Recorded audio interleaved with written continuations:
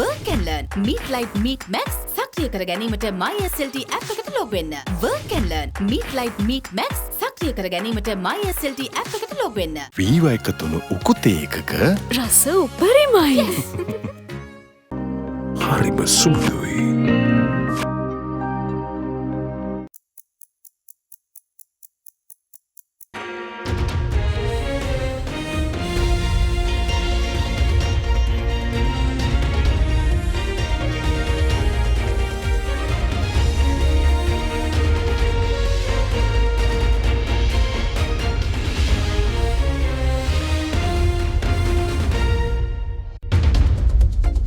On First at 9 tonight, the 28th of November 2022. Insecure. A World Bank report ranks Sri Lanka 6th among countries with the highest food inflation. No crisis. Litrogas Lanka assures sufficient stocks of domestic gas cylinders in the market, although supply restricted due to high seasonal demand. Severe outage. CEB engineers warn of dark days ahead if governments fail to procure coal shipments in time. And leprosy. Minister of Health announces a hike in leprosy cases among children. From AdaDerana, this is AdaDerana First at 9 with Anuradhi Wickramasinghe. Live from Studio 24 in Colombo. Good evening and thank you for joining us on First at 9. I'm Anuradhi Wickramasinghe. Our top story tonight, issuing a report on international food security, the World Bank recently ranked Sri Lanka among the top 10 nations with the highest food inflation. The report put Sri Lanka's year-on-year nominal food inflation at 86%, well ahead of the regional peers and only behind Zimbabwe, Lebanon, Venezuela, Turkey and Argentina, while also predicting a substantial drop in harvests of the coming cultivation season owing to scarce fertilizer stocks and reduced rainfall.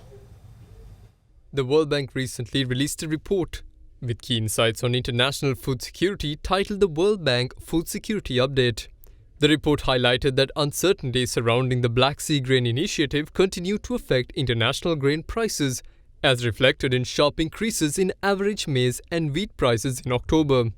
Overall, the International Grains and Oilseeds Index saw a month-on-month increase of 1%, and the sub-index of wheat averaged 3% higher in October, influenced by reports of increased hostility between Russia and Ukraine and news of Russia's temporary withdrawal from the Black Sea Grain Initiative.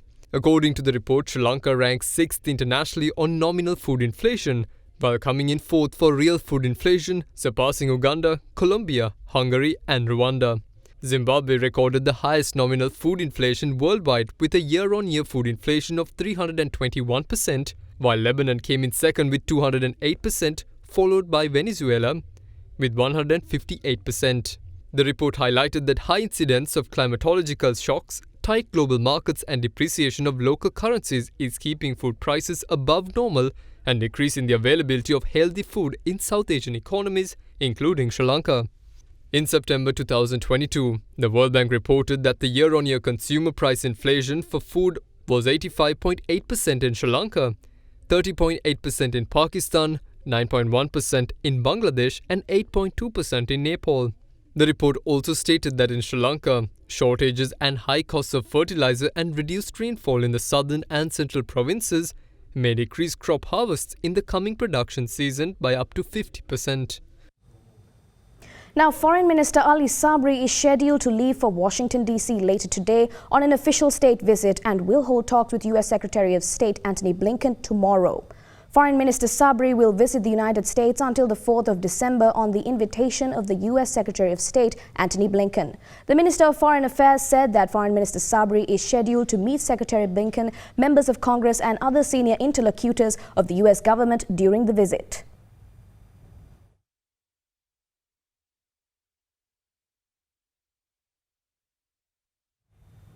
Litrogas Lanka Limited has set up a hotline number for those who are faced with difficulties in obtaining cooking gas cylinders. Litro Chairman Mudita Piri said although supply of domestic LP gas is restricted until Wednesday, cylinders will be widely available in the market from Wednesday onwards, ensuring that there will not be a domestic gas crisis in the country again. සමහර පළාත්වල gas යම් කිසි අඩුවක් තියෙනවා කියන එක අපි නිරීක්ෂණය කරනවා මේ වෙනකොට. දෙසැම්බර් මාසෙට පමණක් අපි ටොන් 34000ක ධාරිතාවක් අපි මේ වෙනකොට ඇනෝම් කරලා තියෙනවා. ඒ ඇනෝම් වල පළවෙනි ගෑස් නෞකාව 3740ක් රැගත් පෙට්‍රියාස් කියන නෞකාව 30 වෙනිදා උදෑසන කෙරවල පිටිය අංගණයට එනවා. එතනින් එහාට හැම දවස් දෙක තුනකට සැරයක්ම ගෑස් නෞකාවක් 3700යි 4000යි අතර තොග රැගත් නෞකා පෙරටට එන්න නියමිතයි. දෙසැම්බර් මාසයේ සහ ජනවාරි මාසයේ වෙනකම්ම මේ ඇනවුම් දීර්ඝව පවත්වාගෙන යන්න අවශ්‍ය කටයුතු සූදානම් කරලා තියෙනවා. ඒ නිසා අපි 100%ක්ම ගෑස් නිකුත් කරන එක නවත්වලා නැහැ. නමුත් අපි දවසකට නිකුත් කරන ප්‍රමාණය සාමාන්‍යයෙන් 35000යි 45000යි අතර තැනකටපත් වෙලා තියෙනවා. මොකද බදාද වෙනකම් මේ තොග අපි තියාගෙන ඒ වමන අවශ්‍ය කටයුතු කළ යුතු නිසා වෙන. යම්කිසි අපහසුතාවයක් වුණොත් 13:11 අපි අඳුන්ලා දෙන හොට්ලයින් එකට. එහෙම නැත්නම් ඒ අංකයට කතා කරන්න ඒක පැය 24ම අපි බලාපොරොත්තු වෙනවා. ඒ වගේ විශාල අපහසුතාවයක් තියෙන කෙනෙක්ට ඒ සිලින්ඩරේ තියෙන තැනකින් යොමු කරලා පැය 24ක් ඇතුළත ඒ සිලින්ඩරේ ලබා දෙන්නේ. නැවත වතාවක් මම අහුරු කරලා කියනවා ගෑස් අර්බුදයකට යන්න ලිට්‍රෝ ගෑස් ආයතනයේ විදියට කිසිසේත්ම අපි ඉඩ තියන්නේ නැහැ. මේ දිනවල ඇයි මේ ගෑස් හිඟයක් තියෙන වෙළඳපොලේ?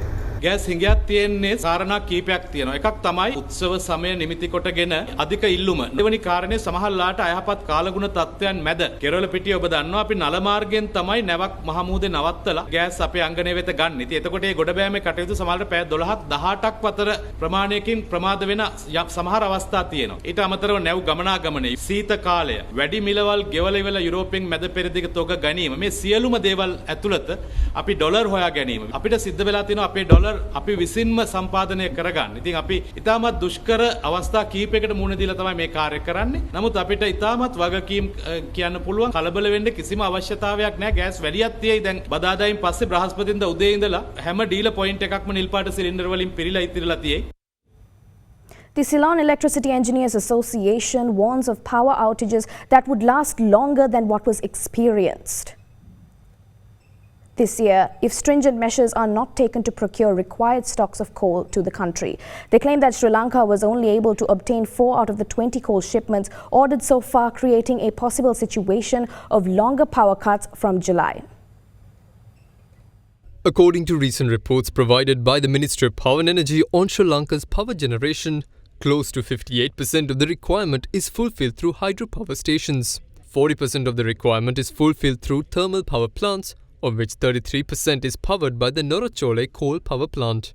With a massive requirement for coal to add power to the national grid, the Ceylon Electricity Engineers Association claims that out of the 20 coal shipments that were ordered, only 4 were received. පස්වෙනි නැවත් එන්න ගිහිල්ලා ඒකේ යම්කිසි වරායේදී යම්කිසි ප්‍රශ්නයක් ඇති වෙලා මේ වෙනකොට ඒ නැව එන්න ප්‍රමාද වෙනවා. අපිට පැහැදිලිවම 2023 ජූලි අගෝස්තු සැප්තැම්බර් වගේ මාස වෙනකොට ලොකු විදුලි කප්පාදුවකට යන්න සිද්ධ වෙනවා. මම හිතන්නේ ඉතිහාසයේ ප්‍රථම විශාලතම විදුලි කප්පාදුව වෙන්න පුළුවන්. ඒකයි අපි මේකට කියන්නේ 2023 කළුවර ජූලියක් එන්න පුළුවන් කියලා. මේ වෙනකොටත් අපි ටෙන්ඩර් කරලා ලංකා කෝල් කම්පැනි එකෙන් ටෙන්ඩර් කරලා ගත්ත නැව් 20කින් දැන් 4යි ඇවිල්ලා තියෙන්නේ. තව 16ක් තියෙනවා. ඒ 16 හැකීක්ම ලංකාව වෙත පුත්තලම වෙත ළඟා කර ගැනීම අවශ්‍ය වෙනවා. පැහැදිලිවම අපිට ලොකු විදුලි විසඳීමකට යන්න වෙනවා, විදුලි කප්පාදුවකට යන්න වෙනවා. ඒක බෑ. ඒ විදුලි කප්පාදුව මොනම විදිහකින්වත් ඔය හදිසි විදුලි මිදීම් වලින් කරන්න බෑ. ඒ පාඩුව මකන්න බෑ. Following an increase in leprosy case detections among children under the age of 14, the Ministry of Health has planned to increase surveillance and case detection aimed at curbing the spread of the disease.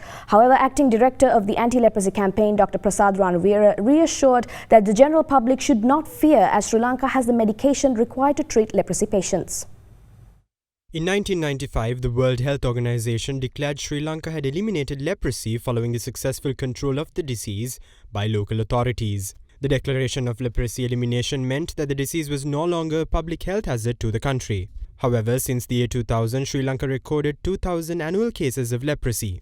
With curbs on movements placed due to COVID-19 and the exhaustion of healthcare resources, detections of leprosy came down drastically during the past few years, with only 1,213 cases being detected in 2020 and 1,026 cases being detected in 2021. Following the control of the spread of COVID-19, officials of the Ministry of Health initiated an anti-leprosy campaign to increase awareness around the disease. Subsequent to the campaign so far this year, officials say they have detected 1,200 cases with more than 700 recorded in the last 3 months of this year.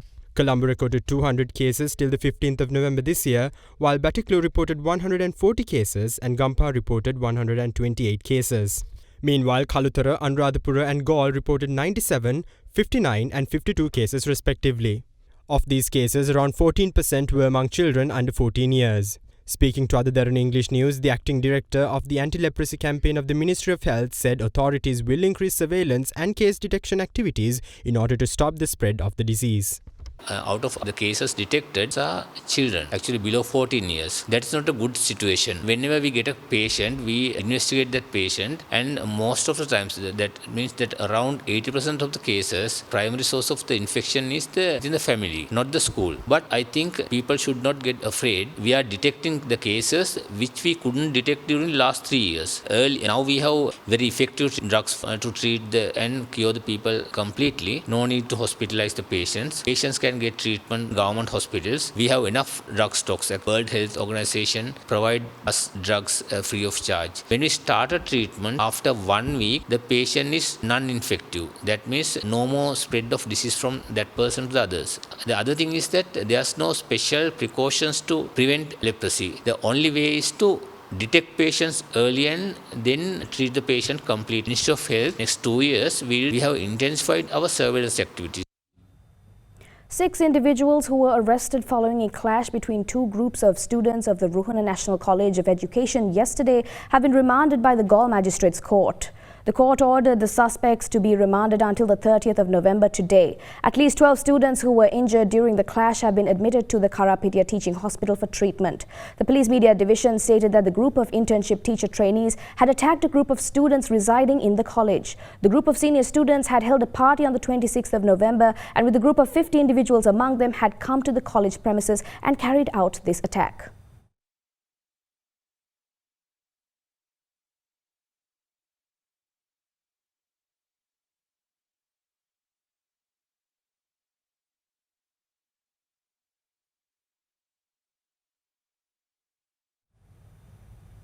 State Minister Lasantha Aliagawan said that the demerit point system for driving licenses will be implemented from January next year.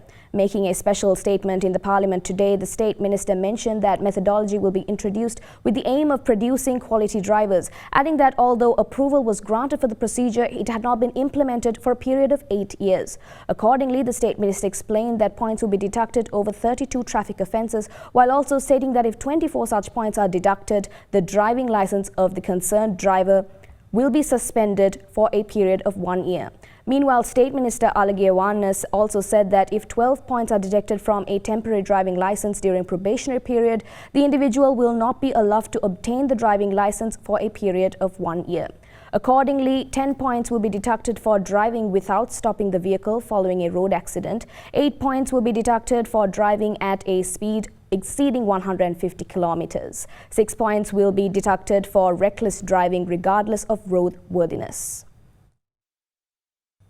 MP Gayantha Karnathilaka urges government attention to provide relief for mobile phone network usage and data connections.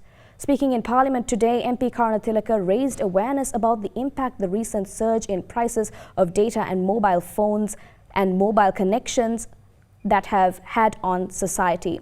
MP said that data charges have been hiked, although many people watch TV, listen to music, use social media and seek education mostly through mobile phones using data.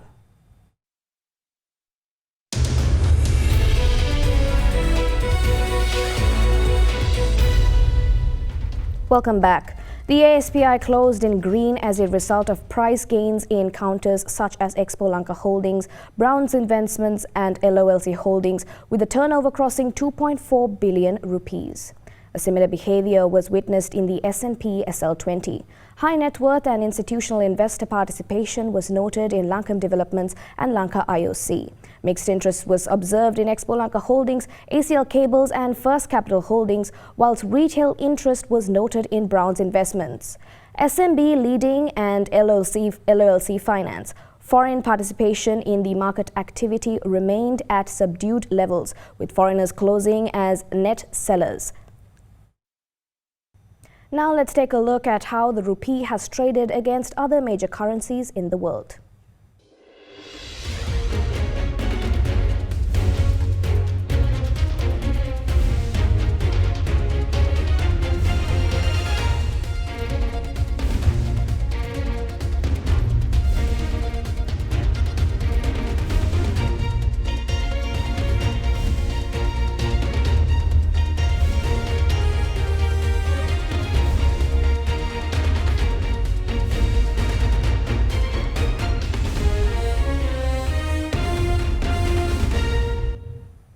Now, stocks and commodity prices slid sharply today as protests in major Chinese cities against the country's strict zero-COVID curbs raised investors' concerns about the growth implications for the world's second-largest economy. Strict Chinese COVID policies are expected to hurt investor sentiment, affecting stock markets worldwide, despite measures by the Chinese central bank to spur up the slowing economy. MCSI's broadest index of Asia-Pacific shares outside Japan was down 1.5%, having slumped 2.2% at the open, pulled lower by a sell-down in Chinese markets. Hong Kong's Hang Seng Index shed 4.16% at the start of trade, but recovered some territory to be off 2.32%. China's CSI 300 Index was down 1.8% after opening down 2.2%, while the yuan also retreated. Across the region, South Korea's Kospi 200 index retreated 1.2% and New Zealand's S&P NZX 50 index closed down 0.65%. European stock futures were down across each of the major markets, while S&P 500 futures were 0.77% lower.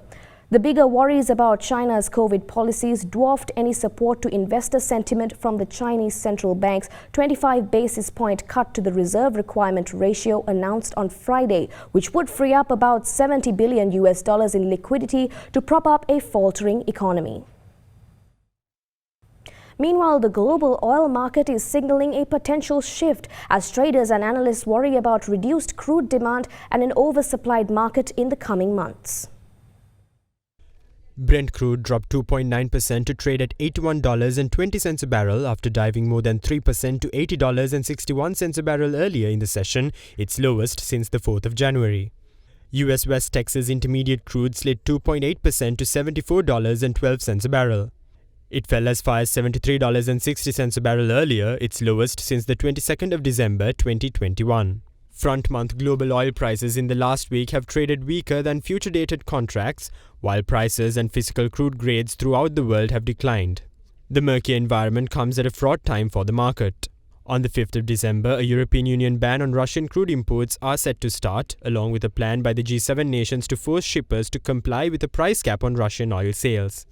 Meanwhile, OPEC+, the grouping of Organization of Petroleum Exporting Countries and allied producers including Russia, is set to meet to consider output levels on the 4th of December. And that is all we have for you tonight on First at 9. Join us again tomorrow at the same time. Stay tuned for World News Tonight with Suzanne Shanali. Thank you for watching. Have a good night.